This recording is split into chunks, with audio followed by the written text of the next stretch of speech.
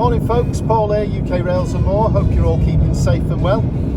It's a glorious day here today in the UK, currently 23 degrees at 10 o'clock in the morning and set for a heat wave later on. So I thought what a great day to do a little bit of scenic inspiration and planning ahead of the new modular layout build. So we're going to be heading over to Buxton, where we're going to have a look first of all at the some of the railway infrastructure around there, and then we're also going to have a look at the glorious Dane Valley, which is going to be some of the inspiration for part of the Peak District area that I'm going to be building. And then finally we're going to have a look over at the Peak Forest that many of you will know very well, also from some of my other Peak Forest videos. So if you like the sound of that, get the kettle on and I'll bring you back for more. Bye for now.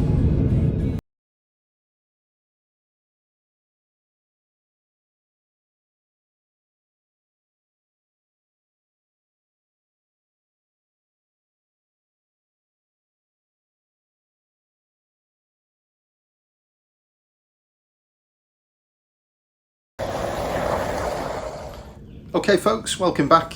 Present day Paul here now. That was the Paul of the past that you were listening to, who was actually recording it on the actual day. Of course, this will be Paul of the past by the time you get it as well also. So anyway, enough of the rubbish. Where are we going with this? You may be asking yourself, where are we? Well, that would be a very good question. We're on the A537, which is the main road that links Macclesfield to Buxton, and it goes right over the top of the Peak District hills. So I thought what I'll do for this one, we'll carry on with this journey, and in the meantime we'll have a little bit of a chat about the road itself. And then the destination we'll be getting to is Buxton. I think you're going to really enjoy the trip around Buxton, so that will involve a little bit of a run around, having a look at Buxton Station itself, which I will be looking at potentially using a bit for the preservation railway and getting some inspiration from it. But also what's interesting about Buxton is the elevation of it. It's quite hilly. So there are a lot of different lines going into it. There's the terminus station itself, and then you've got various quarry lines that are going off. So for those who aren't already aware, I'm building a module layout that will be built of individual modules that will be then putting together to form a large loft layout.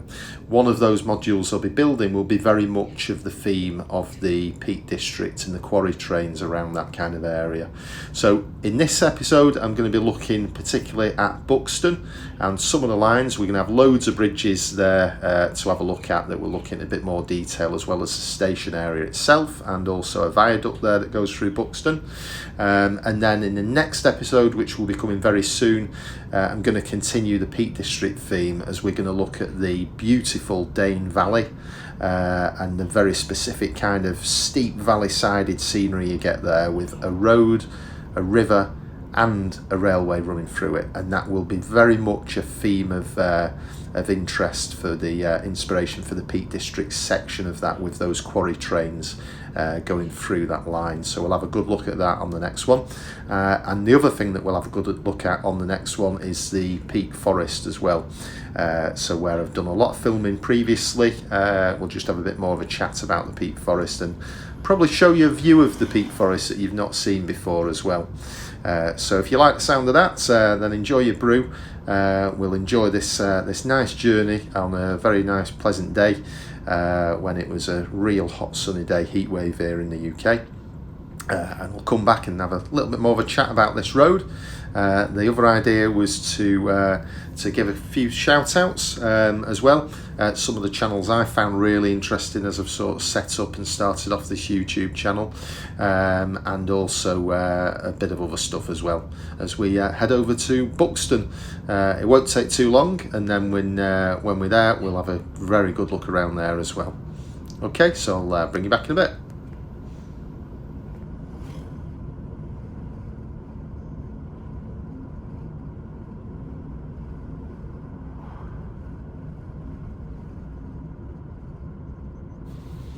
Okay folks, welcome back. So yeah, just a little bit about this road really. It's the Cat and Fiddle, the A537. It's named the Cat and Fiddle basically because of the pub called the Cat and Fiddle at the very top, at the summit of this road.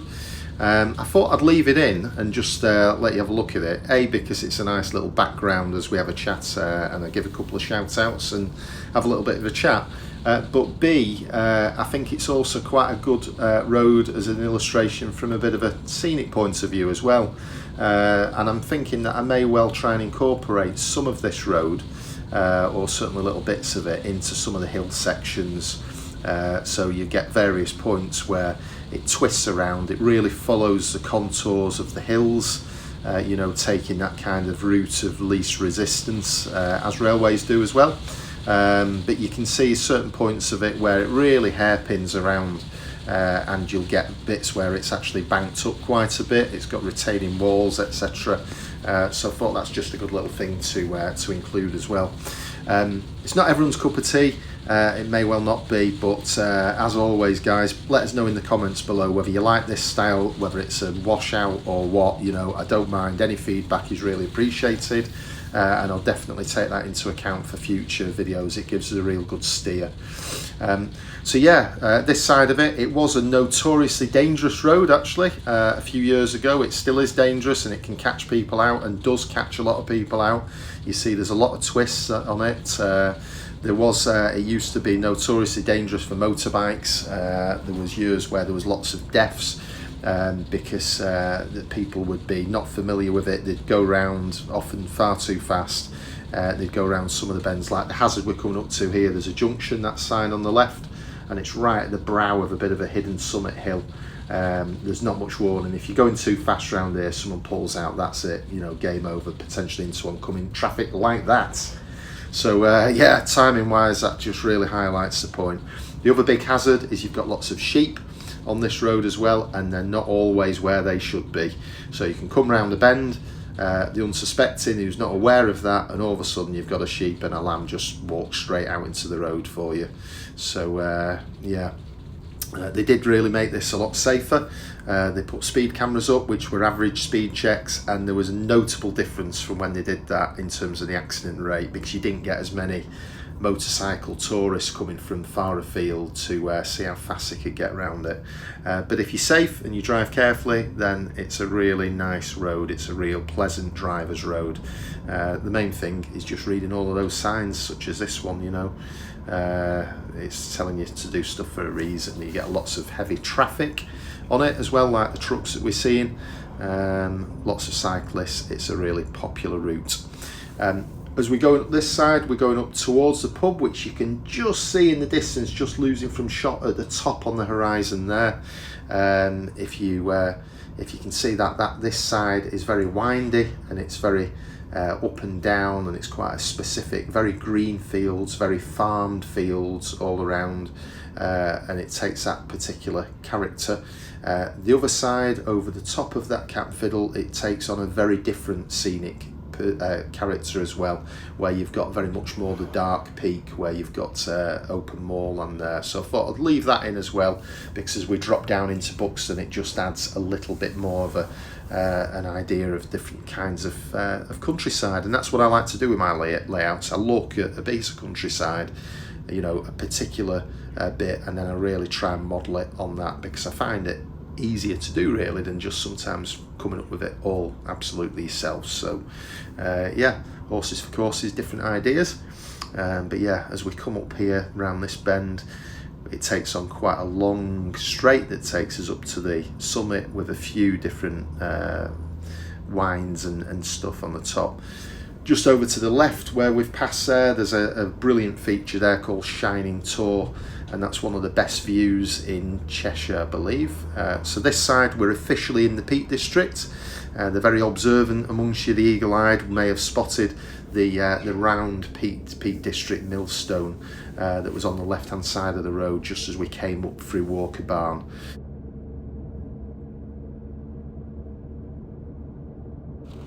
Okay, so we're reaching another twisty section now, really quite high up, as the road just sort of clings to the side of this this very steep hill. There is quite a steep drop off over the other side, so hence the crash barriers that have been put in place to give some additional protection. There is a bit where there's been repairs on the road and it's actually subsided slightly, and they did some work on it a few years ago. Okay, lots of heavy goods vehicle traffic. Now directly ahead there, as we'll pass in a moment, is the Peak View tea rooms, which when they're open are a fantastic place to get a breakfast and various other snacks throughout the day. So one to bear in mind if you are visiting this area once the restrictions are lifted and it's safe to do so. Okay, signs telling us to slow down because there's quite a tight junction of road merges, low road merges from the right hand side, and it's quite a poor view for any cars trying to pull out of that road. There's the Peak View tea rooms on the left, and we've only got a short distance now and we'll be reaching the Cat and Fiddle, which is the summit of this location. Okay, so to do just a few shout outs. The first thing I'd like to just mention is when I first started looking at YouTube, I was aware of some of the, shall we say, the YouTube big guns. So yeah, your Everard Junction, New Junction, Dave Class 47 and Chadwick Model Railway, and I thoroughly enjoyed watching those. They are massive channels and well deserved as well, because yeah, really are excellent. So yeah, shout out to them guys. Okay, we're just approaching the pub now on the left, the Cat and Fiddle. Just before the lockdown, that was recently taken over by the Forest Gin Company. Basically, they were going to open it as the highest whiskey distillery in England. So yeah, interesting fact there. So hopefully they will be able to continue with that after when things improve. Okay, and it's a very busy spot for people parked up, etc., for various walkers and people enjoying the countryside. Okay, so as we go down this hill, we're heading towards Buxton now, and you'll probably notice there's quite a distinct difference in the terrain. So here, whereas before it was very much fields and very green and lush looking, here we're properly on peat moor territory. So it's a very long straight road at this, really very gradual winds, and then as we get to the bottom it just becomes a bit more twisty just as we head towards Buxton. But yeah, I'll just let you enjoy this scenery as we head towards Buxton. Just another couple of channels I'd like to mention, and I will be doing other shout outs as well in the next few videos. I'm all for kind of letting people know of other channels that I've really enjoyed. So yeah, if you've not heard your name, then watch this space. You may well be coming fairly soon. So the first one I'd like to mention, say a big thank you to, is Dave's Trains, I should say. There are two Dave's Trains. The first one I'll mention is the local Dave's Trains, the UK one. And Dave has got a cracking channel. Basically, it's all modern image, 00 gauge, a lot of the freight traffic, etc. But the one thing that really stands out is the way he sets the scenes. They really are. He brings things to life, and with the additional aspect of moving people. So yeah, and he's also been very helpful as well in his offers to help out, etc. So a big shout out to Dave. Thanks, Dave. Second one I'd quickly like to mention, and I won't do too many of these just in one series, because I don't want it just to be all about the shout outs. But the second one is Dave's Trains USA. It's actually called Dave's Trains. I found him by accident, but I'll put the details on. But yeah, to our US friends, Dave's Trains, if you're into the American railway scene, or even if you're not, it's well worth just having a look, because you've got some of those really interesting American trains that they have there, and some of the pretty spectacular scenery on that layout. So hello Dave's Trains USA as well. Okay guys, there will be more of these to come in a moment, but just back to the road. We're certainly in the Derbyshire side of it now. We changed from Cheshire to Derbyshire as we go just past the Cat and Fiddle, as we go down that stretch of moorland. And here we get some real nice Peak District views appearing. So yeah, we're looking over towards Staffordshire in that direction. Over to the right would take you towards Leek, into the Staffordshire moorlands. But where we're going to be going at the bottom of this road is we're going to be sort of bearing left. And that will bring us nicely into the beautiful spa town of Buxton. Okay guys, again, lots of sheep you see. Just always have to be careful because yeah, I have come around corners here and there's just been one in the road, so you certainly, as other things as well, you'll get red deer up here on these moors. You will also get hares and grouse and various interesting wildlife like that as well. Okay, as we drop down into the very tight curved section, some of these corners have caught people out in the past as well, just because they can kind of go so far into them and then you think you've got the line with them, and then all of a sudden just at the end of the corner they become even tighter, which has certainly caught people out in the past. And of course you've got, as we see there, lots of traffic.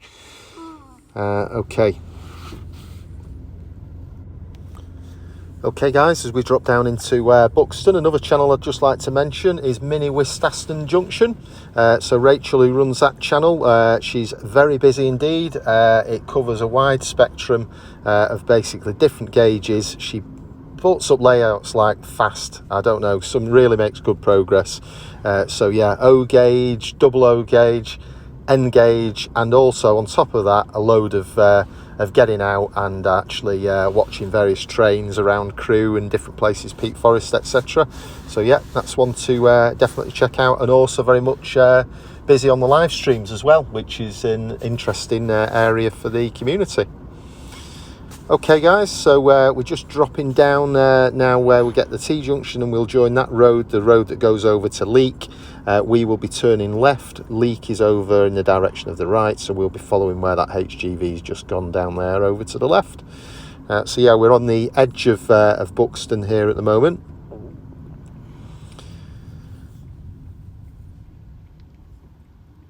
And we've only got really a short distance, and then we'll be at Buxton Terminus Station. So yeah, very interesting rail history really about Buxton. There used to be two stations there through two different railway companies that were in competition. So there's one of those has long since gone, and now there is just one working terminus station.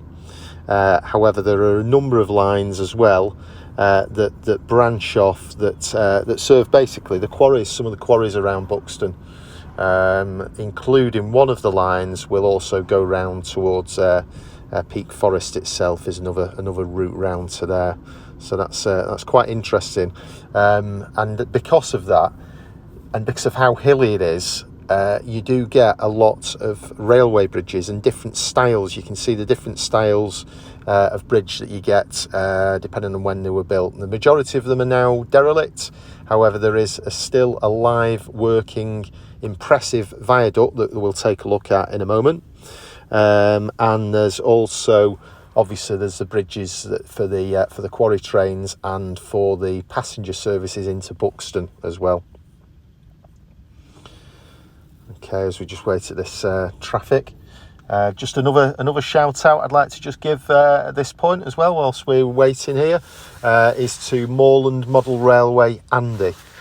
So yeah, shout out to him, Andy. He's doing another sort of Peak District Staffordshire type Moorland Model Railway. Really good scenery, and I'm very much enjoying following the progress on that one. So shout out to Andy. Okay, traffic moves. We've got that road over to the right there. That heads over towards the road that we will be looking at in the next edition, which I'm I'm just about to upload, and that's it all in the Dane Valley. So that road heads over there. We can get to that route from Buxton itself, the main centre, which is the way we'll be going as well on this occasion. Okay, another quick shout out I'd like to give as well is to Piccadilly Model Railway, John Warner. Again, a great channel. I've got a great deal of respect for anyone who can take on a modelling project such as Manchester Piccadilly.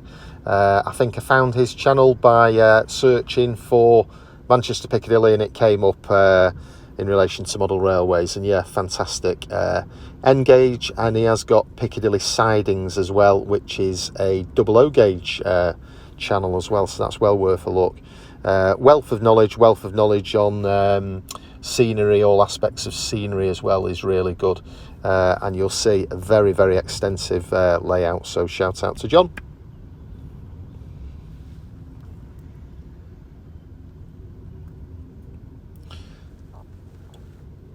Okay guys, we're dropping in to Buxton now. You'll see the Pavilion Gardens on the right hand side very shortly,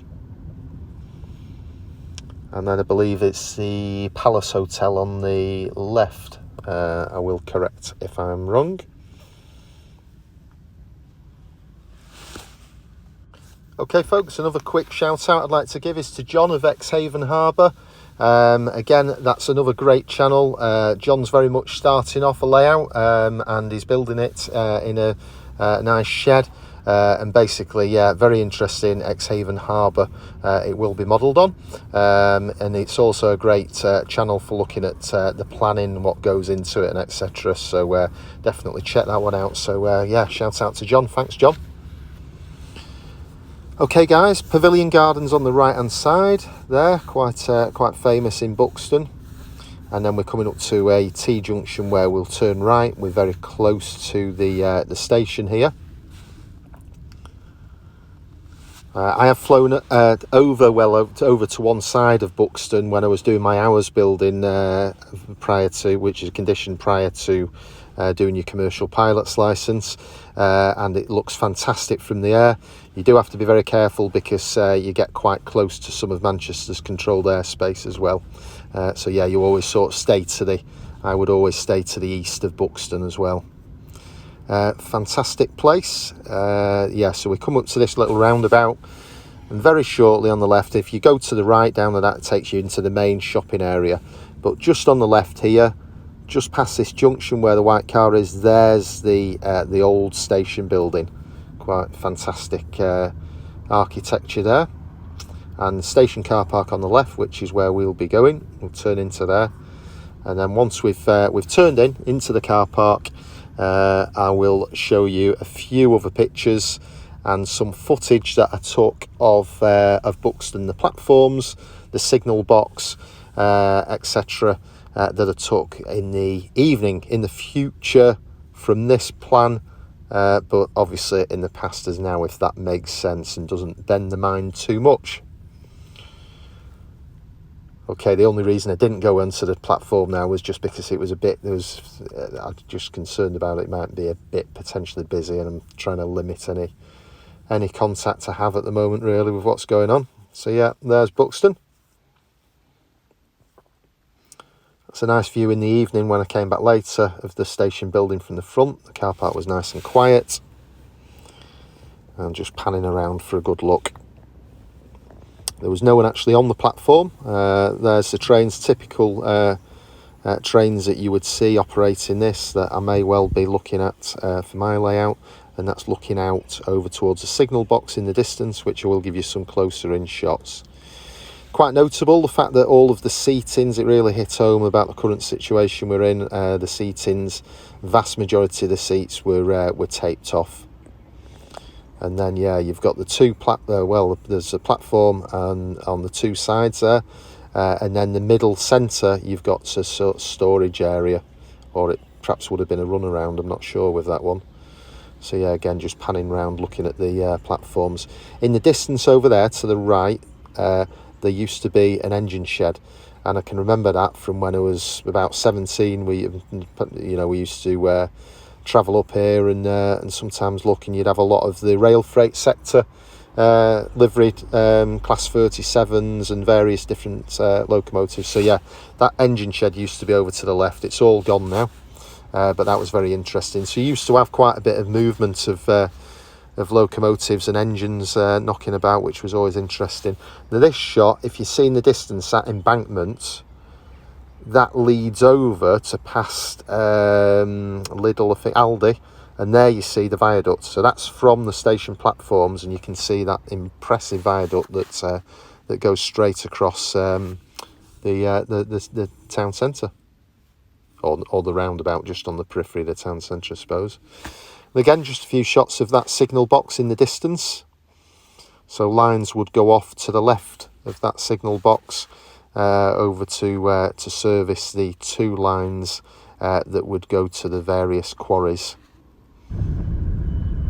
Okay, so yeah, driving back into the daytime, so we've gone back in time slightly, and we're now going to head off out back down the road, and we're going to look at some bridges. These bridges, obviously the lines over there that we were looking at just a moment ago, one of the bridges sort of services those lines, the current passenger traffic, and then another of the bridges will service the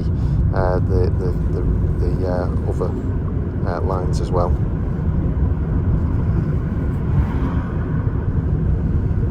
Okay, you can just see the viaduct over there to the right. We're going to be taking a left onto, correct me if I'm wrong, I believe this one was Bridge Street, conveniently enough. And there we go. So there's the first of the railway bridges. I'll show you a bit more footage of this one. So there you can see there's that first one. And I think these bridges are all actually derelict bridges. I don't think any of them are in operation, these ones. One of them's clearly not anyway. Okay, so there's the 3 in very close succession. So I wanted to really get some footage of these, just so I can look back on them, and it really gives me a good idea of bridges that I could incorporate. And I'm thinking possibly I can incorporate these around the area of the preservation line. So yeah, I'm just filming as I go through, as I drive through, I'm stopping and filming some more of these. And again, I filmed this in the evening when it was a lot quieter, because it is quite a busy little cut through during the day, and it makes sort of social distancing quite a challenge really. So yeah, as we continue to look at the other bridges. Now the preservation line, when I get to it, I think that's going to be influenced by potentially Buxton, even though that's not a preservation line, but sort of the terminus style station maybe, and also it'll take influence from potentially some of the East Lancs stations as well. So if you check out my East Lancs videos, there's one of those where I do quite a bit of filming from another little terminus station. So yeah, there's Ramsbottom there, there's Bury Bolton Street, and Rawtenstall, or Rottenstall as it's pronounced there. Okay, so continue to look at some of these bridges. Again, that's a very clearly derelict one. You can just imagine in the heyday when all of these lines were active, what it must have looked like. That's just looking back, looking up over one of them just to have a good look. So here we drive through the 3 bridges that we just looked, or under the 3 bridges I should say. So those are the 3 that we've just had a good look at on the photographs. So you can see the different styles. Some of them are metal, and some of them probably I would imagine iron, and then of course you've got the magnificent stone built ones as well.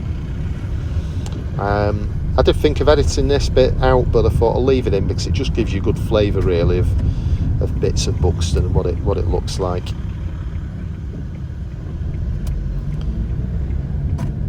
Okay, and we turn left up this road, and this road is going to take us to the bridges. You can just see in the distance there's yet another 3 railway bridges here, and these ones would service, at least a couple of them would service or maybe one of them would service the lines out of Buxton Station there, so would be working lines.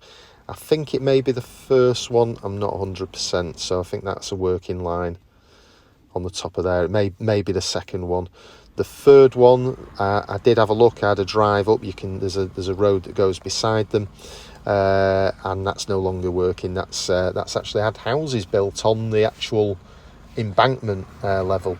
Again, just an interesting little feature of how you could perhaps incorporate the differences between, you know, if you're doing a modern era, obviously steam days, you'd have all of these bridges in action. Modern era, you do sadly get where you've got more limited lines, and you'll have a lot more derelict lines. Certainly features in some of the freight traffics through the goods lines around Cheadle, etc. And certainly is one I would like to incorporate into the peak forest area that I'm going to be doing along the Dane Valley, that type of area, where you'll just have what once would have been a hive of activity and a working double line, whereas now it's going to be just a single working track that just services the quarries around Buxton. So that's some of me thinking about that. This is going back down that road, so we're getting a view from the correction, sorry about that. Yeah, it's not going back down, we're continuing up through to a point where I can turn around, and then we're going to get the view as we turn around and look back down that road as well. So we get the view going back. So yeah, rather nice leafy part of Buxton here. It's varied. It does have its more deprived areas, shall we say? But yeah, this is certainly quite a nice leafy aspect by the looks of it. For anyone, if you are enjoying the video, I know this one's very different, and if you've watched it all the way up to now, then I'm really grateful. If you do enjoy it, I'd be really grateful if you could give it a thumbs up. If you would like to subscribe to the channel as well, that would be much appreciated. If you do that, please tick the notification bell as well, click on that, and that will notify you of any future videos I produce and upload. So yeah, the channel at the moment, it will be covering more peak forest operations on the working line. I'm hoping to do some of that at some point in the future. Again, I'm just being very careful with the lockdown situation at the moment, or the restrictions, because of implications that has with flying, etc. So I'm trying to limit that kind of contact. Yeah, as we drive through Buxton here, what I'm looking at where we'll be ending this video fairly shortly, after we've had a nice look at that big viaduct that goes through Buxton right across the top. That viaduct is still a working, functioning one. It's not passenger, it just takes services quarry traffic, so you will see some of the quarry traffic going over the top of there. Other things for the channel, I am currently building a large modular 00 scale project layout. I'm building it in modules that I'm going to complete individually, and then I'll be able to do some garden running with them. That will take some thinking about, but that's my plan. And then eventually, once I've completed all of the modules, they will be able to be put together to form a large loft layout, and I can run it as quite a large layout. So that's started. I've just released the first video, which is all about the first stage of the construction of the baseboards. So please check that out if you're interested in following that journey along the way. Okay, so the viaduct, the impressive viaduct, is over to the left. And we're just about to well, it's at the left at this roundabout, basically. You should just see the feet of it from this position. Okay, so I've stopped there, and now I've come back to just show you some photographs of the viaduct. Again, it just gives you an idea of the height of it in relation to the buildings. You know, there's not loads of buildings around, but it's just I like to have just a bit of inspiration with that. Okay guys, so the road over to the right there that we're just turning to now, that takes us eventually into the Dane Valley, which is actually very close to this location, and that will definitely be one that I'll be covering in episode 2, which I'm hoping to put out very shortly, so possibly tomorrow even, if I can get that finished. That one will cover the Dane Valley, which is some fantastic scenery. It really is stunning. It's a very deep valley. It was an absolute engineering challenge for the line makers to make back in the day. It serves current freight traffic on a current single track, but the elevation really is something special. You've got the line that cuts through the valley. There's a road, there's a river, and they're continually leapfrogging each other. Well, that's all for the next episode, which will be coming very soon. So thanks very much for watching. Keep well, keep safe, look after each other, and I'll speak to you very soon. Thanks for watching. Bye now.